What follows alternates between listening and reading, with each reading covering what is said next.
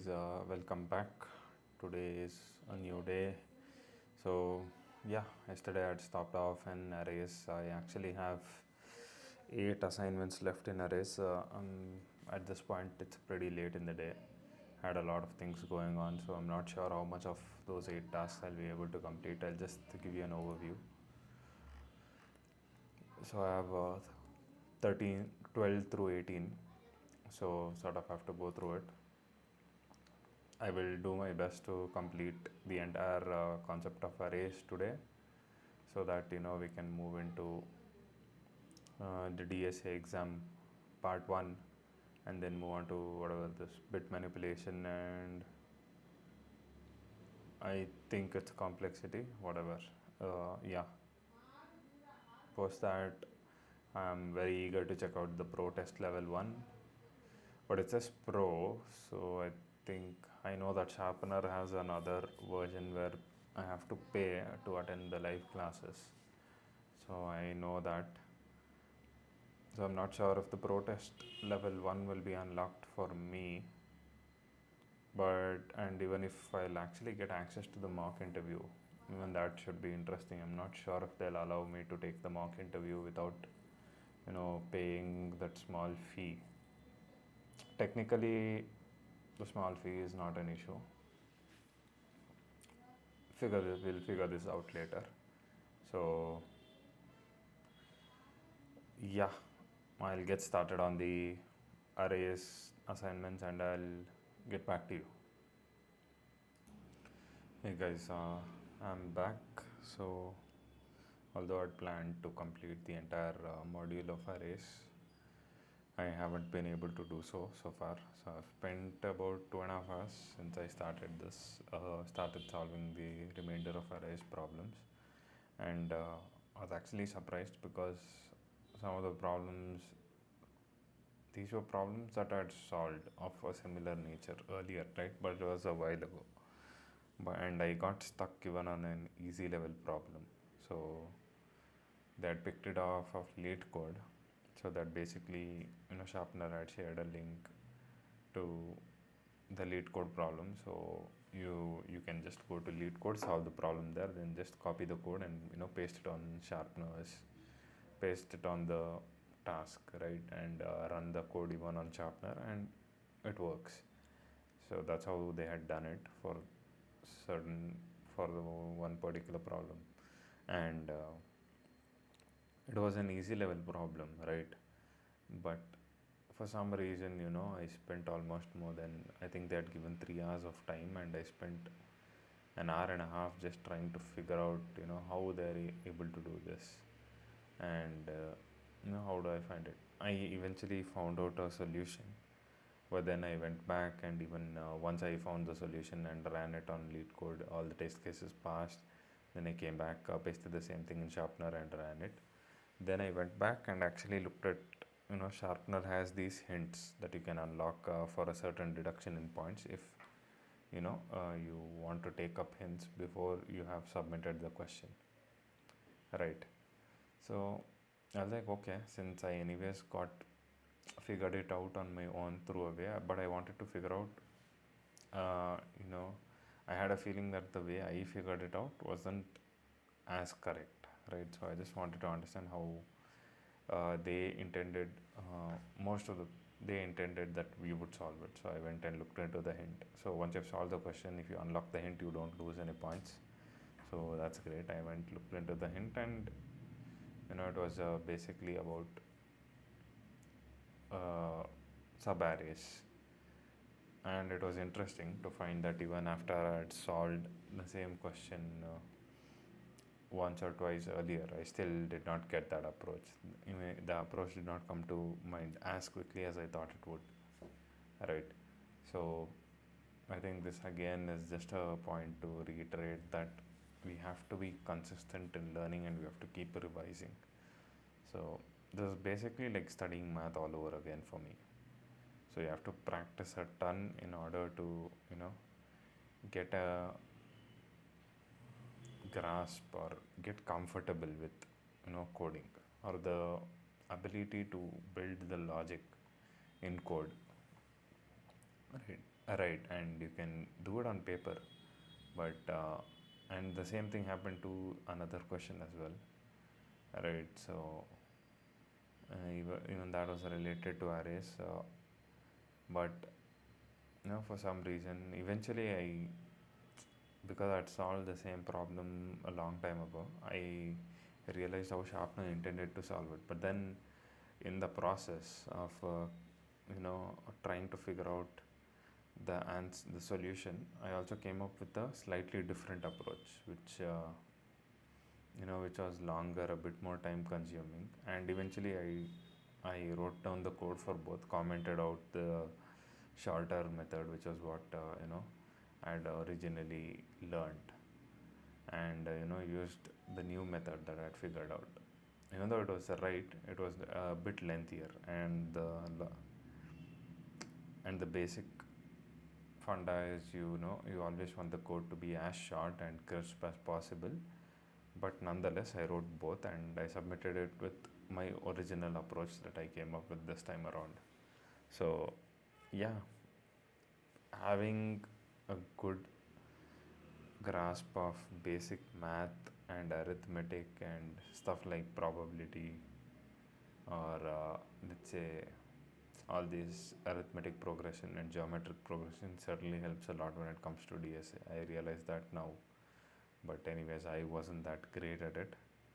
Even geometry, that helps in DSA for some reason. So yeah, that was it. I wanted to solve all the 8, but I solved 5. 3 more are remaining, and all of them are about sorting, right? So bubble sort, insertion sort, and selection sort. So yeah, I will do those probably tomorrow, because it's fairly late and I'm sort of mentally exhausted, right? Physically I'm perfectly fine, but mentally, yeah, it bummed me out that I couldn't finish arrays today, but it is what it is. I have to deal with it.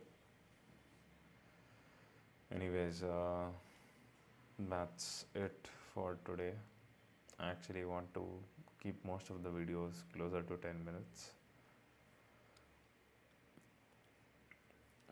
But yeah, so just to give a heads up again, so far what did I learn yesterday about when it comes to arrays? Okay, right, I learned about 2D arrays and how to search for elements in 2D arrays, if I'm not mistaken, or if I remember correctly. And we solved about 6 problems in arrays yesterday. 6, not 6. So I think I did about 4. I don't even remember. See, this is how bad my memory gets. Nonetheless, yeah, that's it for today's. I'll look into sorting tomorrow. Hopefully, I don't have as much things to work on in my personal life in the morning tomorrow, so I'll have a little more free time, and hope. And the goal is definitely to complete arrays by noon, and then get started off with the DSA exam and see if they'll actually allow me for that. Right, and if yes, I'll do that in the evening and then move on to the next module.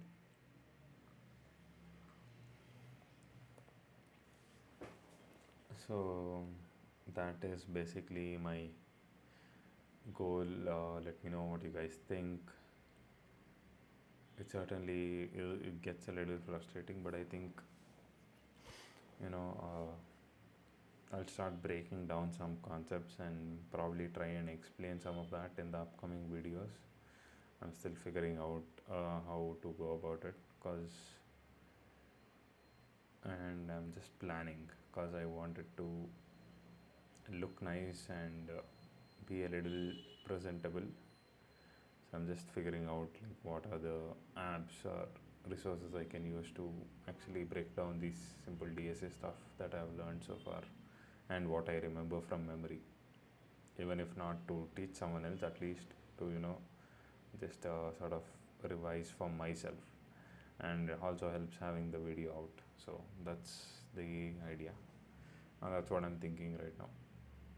But yeah, I certainly want to hit my goal first, to try and get up to mock interview 1 and figure out if the pro test level 1 is something they'll allow me for if I complete bit manipulation and complexity, I guess. I'm assuming it's complexity, yeah. If I complete that module soon, I'm hoping they'll allow me. Let's see.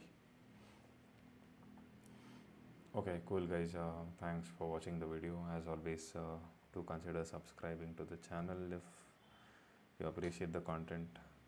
I still see that I'm not getting any views on the channel, and it makes perfect sense to me at this point, because my thumbnail game is nonsense, right?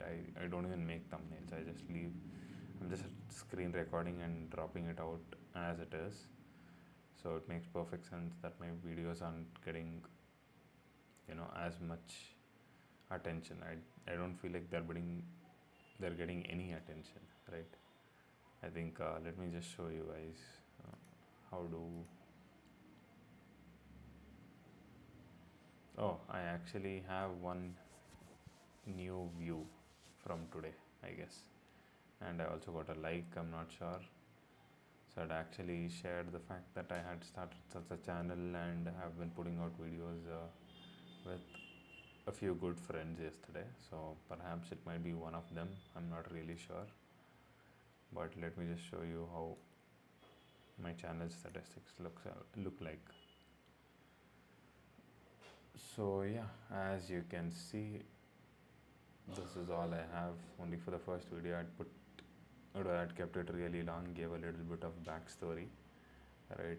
And you can see all of it is basically zero, and I think it's perfectly fine. For the longest time I thought, people will look at my videos like, you have this notion that if you put out videos, like 100 people will look at it in the first day, but the reality is this: nobody gives a shit. And I think this actually makes me feel even more comfortable, because I can speak my mind and I know for a fact no one's going to watch it for a very long time. So it makes me more comfortable, just being me. And soon I guess I'll also be on camera, and let's see how that works out. But that's after I hit my original milestone on Sharpener and complete the exam. And I'll actually let you in on a little secret that I haven't told you earlier, but it's all in good faith. So yeah, see you guys in the next video. Have a great day. Hope you enjoyed this one. And as always, and again I'm mentioning it, do consider subscribing. Do leave a like, comment or share, and share it with any friends who are on the journey to code, or so that or if anyone's considering a bootcamp like Sharpener, just let them know that Sharpener exists, and if interested, sure, I'd love to have them join. Thank you. Have a good one, guys. Bye.